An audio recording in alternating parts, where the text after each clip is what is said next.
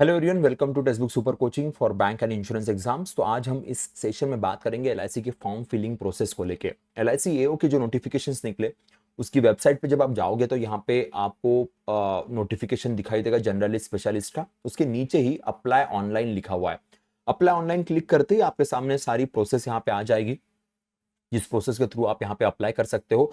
पर अप्लाई करने से पहले एक बार यहाँ पे हाउ टू अप्लाई एक बार पढ़ लीजिएगा, और जो स्कैनिंग ऑफ फोटोग्राफ और सिग्नेचर है उसके एक बार जितने भी पॉइंटर्स है वो देख लीजिएगा कि फोटोग्राफ का साइज क्या चाहिए, जो आप थंब इंप्रेशन दोगे उसका साइज क्या चाहिए, उसके पिक्सल्स क्या चाहिए। इसके अलावा जो आपका हैंड रिटन डिक्लेरेशन है वो कैसे चाहिए, आपके सिग्नेचर के सारी चीजें कैसे चाहिए, तो वो सब कुछ एक बार अच्छे से देख लेना, वो सारा एडजस्ट कर लेना।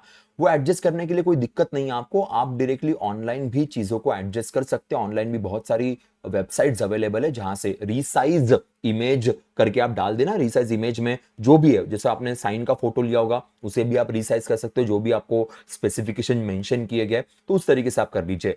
अगर आप पहली बार रजिस्ट्रेशन कर रहे हो तो यहाँ पे click here for new registration कीजिएगा। कि अगर आपने ऑलरेडी रजिस्ट्रेशन किया होगा तो आप यहाँ पे अपने रजिस्ट्रेशन नंबर, पासवर्ड, क्योंकि कभी कभी फॉर्म पूरा फिल नहीं होता है, तो यहाँ पे click here for new registration करने के बाद यहाँ पे सारी की सारी बेसिक इंफॉर्मेशन आ जाएगी। ठीक है, अब मैंने कुछ बेसिक इंफॉर्मेशन ऑलरेडी यहाँ पे डाल के रखी थी तो मैं डायरेक्टली आगे बढ़ता हूँ। कि यहाँ पे नेक्स्ट पे आएंगे, नेक्स्ट पे फोटोग्राफ भी मैंने डाल के रखा था, तो फोटोग्राफ यहाँ पे आप चूज करना। एक फोटोग्राफ आपका यहाँ पे स्कैन होगा, यहाँ पे आपकी सिग्नेचर आ जाएगी। उसके बाद हम नेक्स्ट में जाते हैं, नेक्स्ट जाने के बाद यहाँ पे आपकी बेसिक इंफॉर्मेशन आ जाएगी। जैसे यहाँ पे बेसिक इंफॉर्मेशन मींस किस एग्जाम के लिए फॉर्म फिल कर रहे हैं, जनरलिस्ट के लिए कौन सी पोस्ट, तो असिस्टेंट एडमिनिस्ट्रेटिव ऑफिसर कौन सी कैटेगरी, यहाँ पे मैंने अनरिजर्व डाल दिया। तो एक बार जो कैटेगरी आप डालोगे वो आपके लिए सेम रहेगा। उसके बाद डिसेबिलिटी है क्या, तो देर इज नो डिसेबिलिटी, तो मैंने नो यहाँ पे डाल दिया। इसके अलावा नीचे आते हैं, यहाँ पे भी कुछ पूछा गया है। ठीक है, यहाँ तो कुछ फॉर्म यहाँ डालने की कोई जरूरत नहीं पड़ेगी, हम डायरेक्टली नीचे आते हैं। बिलोंग्स टू, सपोज मैंने यहाँ पे रिलीजन पूछा है तो मैंने हिंदू यहाँ पे डाल दिया। आपके हिसाब से जो भी आपका रिलीजन है, नहीं माइनॉरिटी के अंदर नहीं आते हैं, एक्स सर्विसमैन भी नहीं है, के एम्प्लॉय ऑफ एलआईसी भी नहीं है। तो ये सारी चीजें तो नो हो गई, जो नो हो गई फिर उसके बाद कोई फॉर्म फिल करने की जरूरत नहीं पड़ेगी। अब नीचे आते हैं, आधार कार्ड वेरिफिकेशन आप देना चाहते हो, नो यस जो भी करना आप कर सकते हो। फिर आधार कार्ड नंबर यहाँ पे आप अपना डाल दीजिएगा।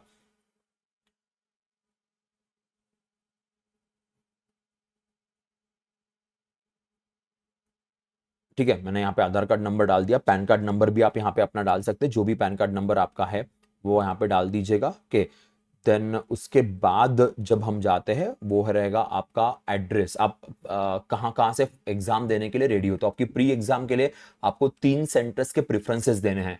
आप एक ही स्टेट के अंदर भी 3 प्रेफरेंसेस दे सकते हो, कोई दिक्कत नहीं, कोई प्रॉब्लम नहीं है। कि तो अगर आपके स्टेट में 3 ऑप्शंस है तो अच्छी बात है, नहीं है तो फिर आप दूसरे जगह से भी एग्जाम फॉर्म फिल कर सकते हो, ये भी पॉइंटर यहाँ पे रहेगा। ठीक है, तो मैंने यहाँ पे प्री के दे दिए। मेंस के भी सेम तरीके से आपको 3 प्रेफरेंसेस देने हैं, तीनों प्रेफरेंसेस आपको यहाँ पे चूज करना पड़ेगा। मेंस के लिए प्रेफरेंसेस थोड़े से कम होते हैं, मेंस में ज्यादा प्रेफरेंसेस आपको मिलते नहीं है, स्टेट के अंदर थोड़े से प्रेफरेंसेस कम हो जाते हैं क्योंकि वैसे भी बच्चे भी कम होते हैं। तो पर उसके हिसाब से आपको प्रेफरेंसेस चूज करने पड़ेंगे, वो तो रिक्वायरमेंट हमारी बट ऑब्वियस है रहेगी। चलो यहाँ पे मैंने प्रेफरेंस डाल दिया है तीनों का। अब यहाँ पे डेट ऑफ बर्थ की बात की है कि आपको अपना डेट ऑफ बर्थ यहाँ पे ऐड करना है, तो मैं डेट ऑफ बर्थ भी ऐड कर देता हूँ ईयर्स के हिसाब से। तो ये डेट ऑफ बर्थ मैंने इंक्लूड कर दिया। जेंडर आपको बताना है भाई कौन सा जेंडर है आपका, ट्विन सिस्टर्स है नहीं है, जो भी है, मैरिड है अनमैरिड है। उसके बाद फिर फादर का नाम आपको यहाँ पे डालना पड़ेगा। उसके बाद मदर का नाम डालना पड़ेगा। के शादी हुई है तो स्पाउस का नाम डाल दीजिए। फिर करस्पॉन्डेंट एड्रेस पे आते हैं, तो मेरा एड्रेस यहाँ पे ऑलरेडी सेव था तो वही एड्रेस मैंने डाल दिया, बाकी कुछ एक्स्ट्रा करने की जरूरत नहीं पड़ी। करस्पॉन्डेंट एड्रेस सेम होगा तो सेम ही डाल दीजिए, अदरवाइज कुछ दूसरा होगा तो दूसरा आपको चूज करना पड़ेगा। कि परमानेंट एड्रेस पे मैंने डाल दिया। अब यहाँ पे बैंक अकाउंट डिटेल्स आपको डालना है, तो जो भी आपके बैंक अकाउंट डिटेल्स है उस तरीके से आप यहाँ पे ऐड कर सकते हैं। कि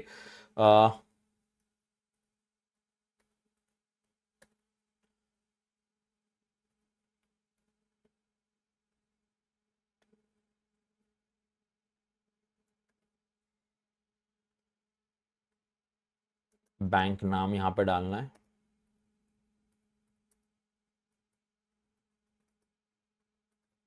ठीक है, यहाँ पे आईएफएससी कोड आपका आ जाएगा, आईएफएससी कोड 11 डिजिट्स में रहेगा।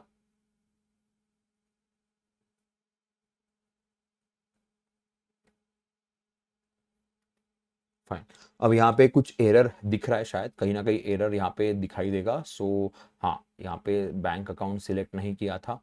एक और एरर यहाँ पे है, ऐसा उनका कहना है। तो एक और एरर कहाँ पे, एक बार देख लेते हैं हम।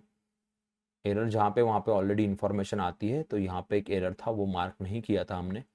ठीक है, बाकी तो मेरे ख्याल से कोई एरर है नहीं। हाँ, तो अब सेव एंड नेक्स्ट की तरफ जाते।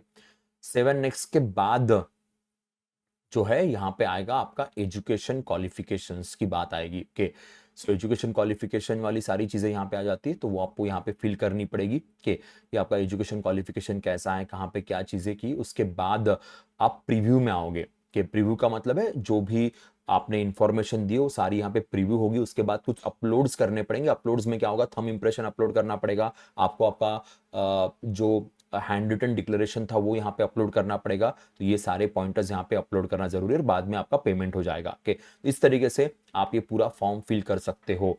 तो मैं एक बार यहाँ पे डेट ऑफ पासिंग जो भी होगी वो आपके आपके एजुकेशन सर्टिफिकेशन के हिसाब से आप डाल दीजिएगा। कि बिल्कुल दिक्कत वाला पॉइंटर नहीं है। यहाँ पे एक और बात मेंशन की गई है, fraction of percentage so around should not be ignored, that is 5.99 will be treated as less than 60, 54.99 will be treated as less than 55। तो ये बात अच्छे से याद रखना। हमारी आदत होती है ना कि 59.60 भी मिल गया तो भी हम उसको 60 मानते हैं, पर यहाँ पे ऐसा नहीं होगा। यहाँ पे जो भी आपके परसेंटेज है वो अगर पॉइंटर्स में है तो वो उस पूरे नहीं मानेंगे, उसे कम ही मानेंगे। मीन्स 54.99 है तो उसे 55 नहीं माना जाएगा, उसको 54 ही एक्सेप्ट करेंगे। तो ये पॉइंटर यहाँ पे मेंशन किया गया।